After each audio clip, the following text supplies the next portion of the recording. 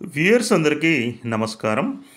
ఈ వీడియోలో మరి 3 ఫేజ్ ఇండక్షన్ మోటార్లో ఉండేటువంటి లాసెస్, మనం ఇచ్చినటువంటి ఇన్పుట్ పవరు ఏ విధంగా అవుట్పుట్గా వస్తుంది, ఉన్నటువంటి లాసెస్ని దాటుకుంటూ అదేవిధంగా వాటి మధ్య ఉన్నటువంటి రిలేషను అనేది చాలా ఇంట్రెస్టింగ్గా ఉంటుంది.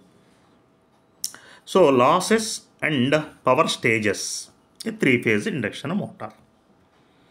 మరి ఫస్ట్ స్టేటర్కి మనం మోటార్ కదా, ఎలక్ట్రికల్ ఇన్పుట్ కదా ఇస్తాం.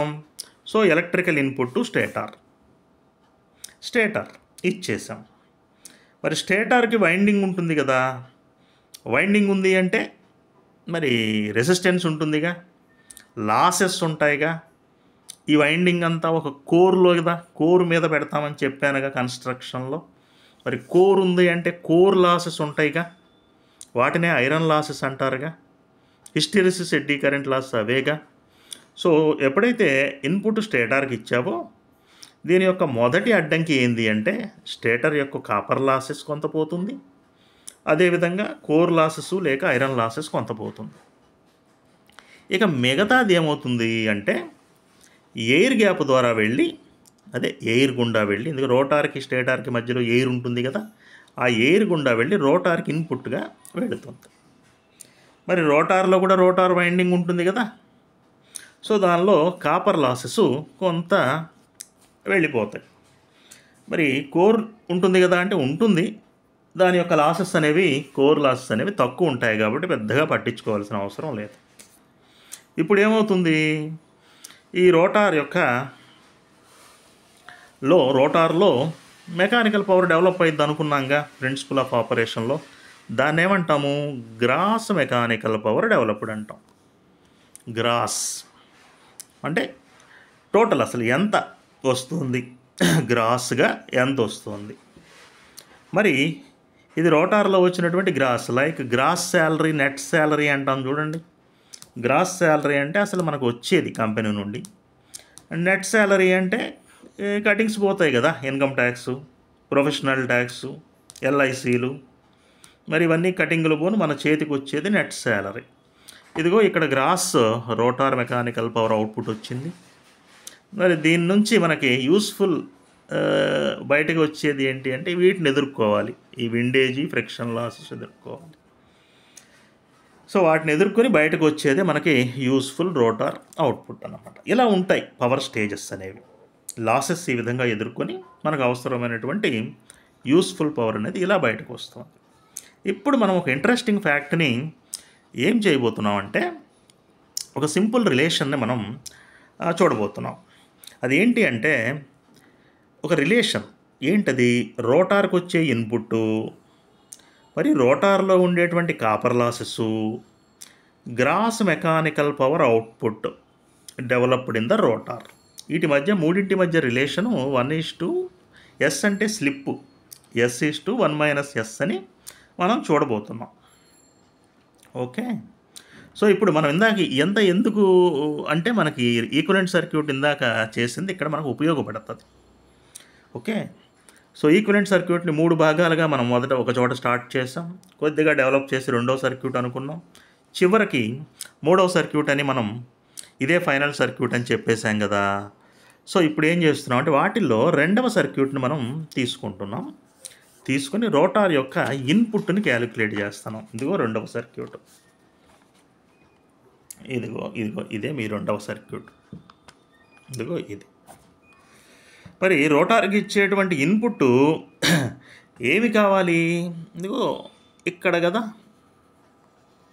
కన్జ్యూమ్ కావాలి, ఆ రెసిస్టర్లో కూడా కన్జ్యూమ్ కావాలి. సో దాన్ని పట్టుకొని మరి రెసిస్టెన్స్ అనగానే ఏముంటుంది, అవి 3 ఫేజెస్ కాబట్టి, 3 ఫేజ్ ఇండక్షన్ మోటార్ కాబట్టి 3. మరి రెండవ సర్క్యూట్లో వెళుతున్నటువంటి కరెంటు IR, రెసిస్టెన్స్ ఇప్పుడేగా చూపించాను R2/S. సో రోటార్కి ఇచ్చినటువంటి ఇన్పుట్ అంతా కూడా ఇందులో మిళితమై ఉంది, 3 × IR² × R2/S. సర్క్యూట్ 2 నుంచి ఈ విషయాన్ని మనం గమనించాం.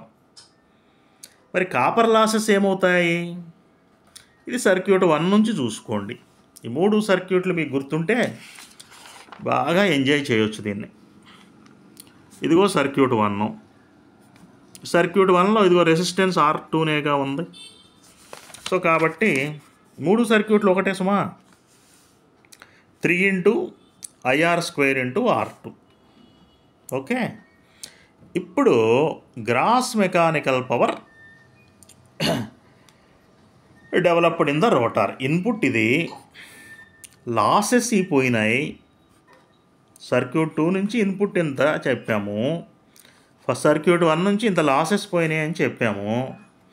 సో మరి ఇన్పుట్లో నుంచి లాసెస్ తీసేస్తే అసలు ఎంత mechanical power, gross mechanical power రోటార్లో జనరేట్ అయింది చెప్పొచ్చుగా. అది ఇది. దీని నుంచి మొదటి దాని నుంచి రెండవది తీసేసాం.